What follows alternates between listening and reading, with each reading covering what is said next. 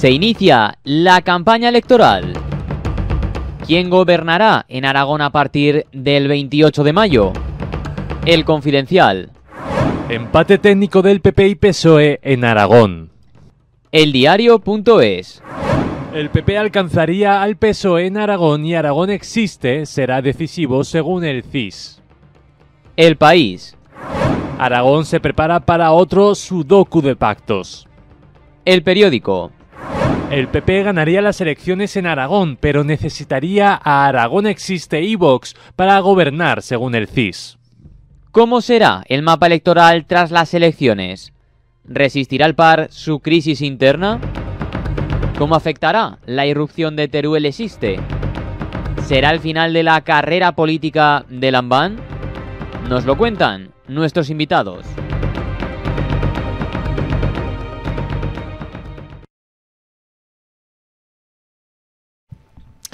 Bien, pues análisis político toca, ¿no? Las quinielas. ¿Qué va a ocurrir? ¿Qué piensan ustedes? Luis Pastor.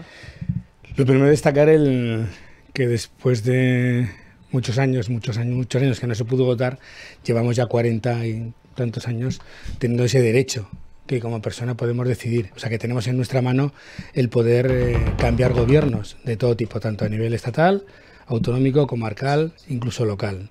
No, los comarcales no se cambian. Es por decisión interna de los partidos. Y diputaciones, igual, efectivamente. Una cosa que había, las Cortes y los ayuntamientos. Sí, una cosa que había que tocar también. Comarcas y diputaciones. A ver cómo hacemos que sean más democráticas. Bueno. Pues viene bien. De verdad que es para mí estos días, aunque la gente, y yo primero me puedo cansar de tantos mensajes de publicidad y tal, y vamos a hacer. Y algunos han tenido 4 años y no han hecho, pues en fin. Pero aún así, esos 15 días creo que viene muy bien el que los políticos, y yo entre ellos, que también yo creo que todos somos políticos en parte, unos remunerados y otros no, el llegar a contactar con la gente y que te cuenten, aunque a mí, por mi relación personal con mucha gente en mi barrio me lo cuentan habitualmente, pero es bueno que los que salen en las primeras filas, los líderes, pues bajen a la calle y conozcan realmente lo que está viviendo y lo que está pasando, ¿no? Y viene bien. Y luego eso, yo creo que la gente ya tiene decidido lo que va a votar. Puede en estas elecciones haya algún despistado más, precisamente por lo que antes comentábamos, de que ha habido aparecen nuevos partidos que se fragmentan en otros partidos y se juntan este con no sé quién y aquel con no sé cuántos, pues eso igual lo tiene un poco más difícil. Pero yo creo que la gente ya tiene más o menos claro lo que va a votar. Esta campaña lo único que puede servir es para concretar más el voto, conseguir que la gente que no vota, pues que lo consigamos ilusionar y que vuelva a votar, cosa difícil después de lo que vimos en las televisiones, esos enfrentamientos del y tú más, y que el día 28 pues sea de verdad el día de la fiesta de la democracia y a partir de ese momento sí que empieza el trabajo de verdad. Es como cuando el carnet de conducir, cuando tú te examinas, te dan el carnet para que aprendas casi a conducir, que es cuando verdaderamente aprendes. Ya. Pues a partir del 28 es verdad que entra la política de verdad, la de pactos. Aragón es un país de pactos y que conseguimos, que lo hemos demostrado siempre, el que el Parlamento aragonés durante toda su historia haya tenido 4 o 5 partidos gobernando, unos u otros en coaliciones y no ha habido esa inestabilidad que ha habido en otros sitios, incluso gobernando solo uno, pues hay que tenerlo en cuenta también. Bueno, pues yo empiezo por el final. Sí, lo de los pactos. Vas a empezar por lo de los pactos. Luis decía que las elecciones son la fiesta de la democracia y eso es la realidad. Por lo tanto, deberíamos de estar con ánimo para ir a votar. Y lo que pasa es que las campañas electorales van precedidas de una precampaña tan larga que cuando llega la campaña ya casi uno está agotado. Solo falta el votar. Y evidentemente, pues bueno, ha habido momentos muy interesantes, ¿no? Como ha sido la designación de de los candidatos, de las listas, porque este año es verdad que ha habido muchos cambios.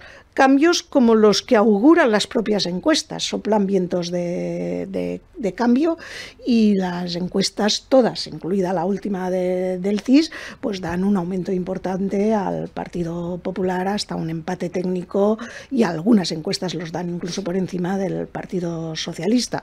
Pero también es cierto que la única encuesta que vale es el recuento de las urnas, y que tal como está el panorama político, con esta sopa de letras que van a competir en Aragón, va a ser inevitable una política de pactos después de las elecciones, porque hay una cosa muy clara: no basta con ganar.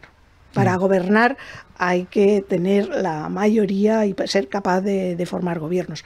A mí me encantaría que el PP tuviera mayoría absoluta en Aragón, pero también soy consciente de que eso es complicado. Y la única cosa que podemos hacer en estos momentos es hacer que la gente pues escuche los mensajes y que vote en conciencia, pero también no solo con sentimientos, sino también con algo de razón, porque necesidades hay. Y ahí pues todos los que van a presentarse lo hacen legítimamente, y en estos momentos que empieza la campaña hay que decir que gane el mejor. Sí, yo ya no diría que escuchen y voten, sino que piensen qué ha pasado, cómo se solucionan ciertas cosas, qué se ha hecho, qué no se ha hecho, qué promesas hubo y no se han cumplido, qué promesas no se hicieron y se han cumplido y nos pueden venir bien. Ya no solamente es por lo que nos cuenten algunos medios o incluso los candidatos, sino que sean críticos, porque una sociedad solamente avanza... Por eso he dicho que no son sentimientos, sino razonado. Escuchen y razonen. Participación. Luis decía que más o menos a estas alturas ya se sabe a quién va a votar. Vamos, yo lo tengo claro. Claro. Pero es que yo creo que no sé si todo el mundo lo va a tener tan claro. ¿Qué piensan ustedes con respecto a la participación? ¿Creen que habrá participación en estas elecciones? Yo pienso que alcanzaremos lo que es suele ser la media. Yo creo que en estos momentos hay mucha gente que tiene ganas de votar, y evidentemente habrá gente descontenta que por no votar a otros se va a quedar en casa. Pero yo creo que alcanzaremos lo que viene a ser la media de participación. No creo que bajemos en el nivel de participación, y en cualquier caso una de las tareas que tienen en estos momentos los candidatos es convencer a la gente que vote, que no se quede en casa. Que vote. Sí, hombre, el no votar también es un derecho. Evidentemente. Pero es verdad que si no votas, yo creo que no participas con lo que viviendo en sociedad. Pero aunque sea con el voto blanco. Sí, por eso digo votar. Y luego lo importante a la hora de votar, yo creo que los partidos, ya no solamente en la campaña, sino que los políticos, me refiero a los remunerados, los que salen a tele y cobran por ello, pues con su actitud podían animar durante todo ese periodo que están gobernando o en la oposición a que la gente no se desactive del derecho a votar, ¿no? Estas elecciones son muy importantes. Es posible que consigamos ilusionar a algunas personas que antes no votaban, pues por la aparición de otros nuevos partidos como Aragón Existe, o incluso la posibilidad de que Chunta entre en el ayuntamiento. Eso puede que anime a otra gente a votar. Pero sí que es verdad que nos costó mucho tener ese derecho, y aunque, como tú bien dices, Dolores, aunque sea en blanco, vota, aunque sea en blanco. Y hay que reconocer que también tienen derecho a no votar. Pero viviendo en sociedad y peleando porque tener unos servicios públicos de calidad, por unos derechos sociales de la gente, eso, desgraciadamente, la única forma actual es a través del voto.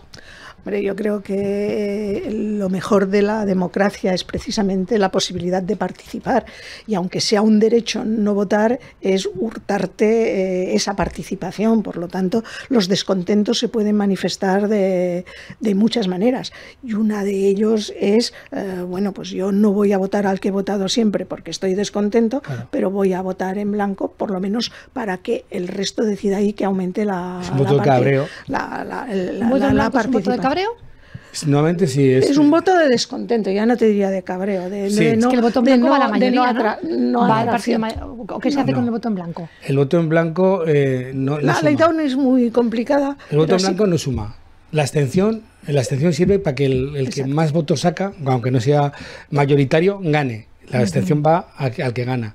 El voto en blanco va a ningún lado, no sé, no va. Y luego el voto nulo ese es el voto más que claro, yo he visto muchos votos nulos muy raros, ¿no?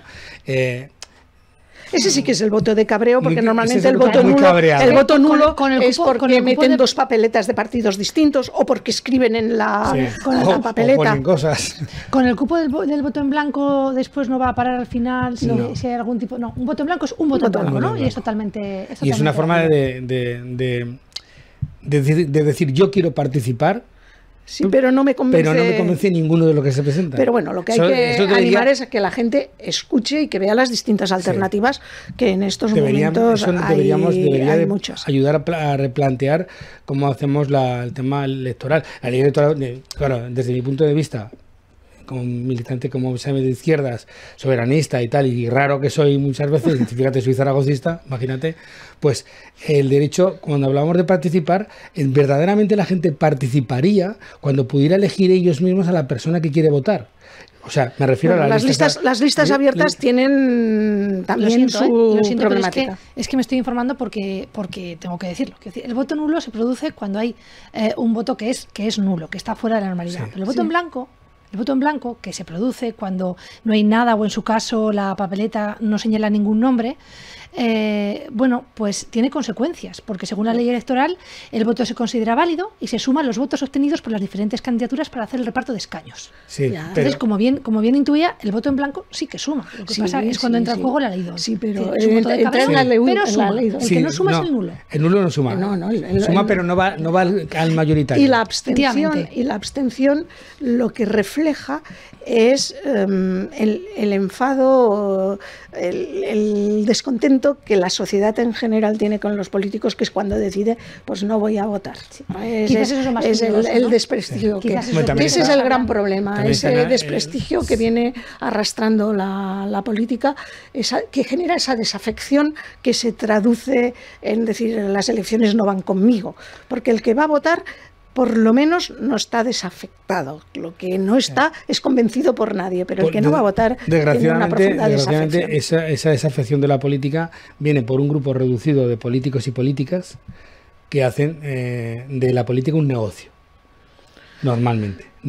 O simplemente se dedican a criticar al de enfrente sin dar alternativas ni trabajo. Viene por el estilo actual. Pero la mayoría, y me da igual el partido político. La confrontación, sí, no estamos hablando de la gente que está en política, y me refiero a los miles de concejales y alcaldes que hay por pueblos por ahí, que muchos de ellos ni cobran y dan la cara por sus partidos, me da igual. Pero por eso en los pueblos lo importante es la persona. En los pueblos y sobre todo en los municipios, en las alcaldías, en las listas municipales, el voto a la persona es muy importante. Por eso decía cuanto más pequeño es el municipio, de la lista, más importante. Que la gente pudiera votar a la persona que quiere votar, porque es al que tiene que darte cuentas. Fíjate que esto en el Reino Unido, ¿no? que son listas abiertas, que se forman desde las distintas secciones y distritos y circunscripciones, también tienen problemas. Yo creo que el sistema electoral perfecto no existe todavía. Sí, pero quitarle el poder a los partidos, a la organización, a la estructura, estaría bien. Sí, porque tú bien sabes. Pero eso tú sabes que eso es como lo de cuando son elecciones internas de los partidos, las primarias, que acaban generando muchos problemas internos. Pero con lo cual yo soy un poco escéptica. Habría que darle poder a la ciudadanía y quitárselas a la organización. Ya, pero estamos hablando de cambiar temas estructurales. Ya. Sí. ¿No? De momento, podríamos empezar con la Constitución. ¿Qué es lo más complicado? Que es un melón. Pero yo creo que también es el momento de pedirle a los candidatos en esa campaña electoral respeto a los demás. Propuestas y respeto. Propuestas reales, a poder ser, no fantasmadas, que hoy seguramente oiremos, y sobre todo ilusionar a la gente a votar, y se ilusiona sin insultar al de al lado. Vale.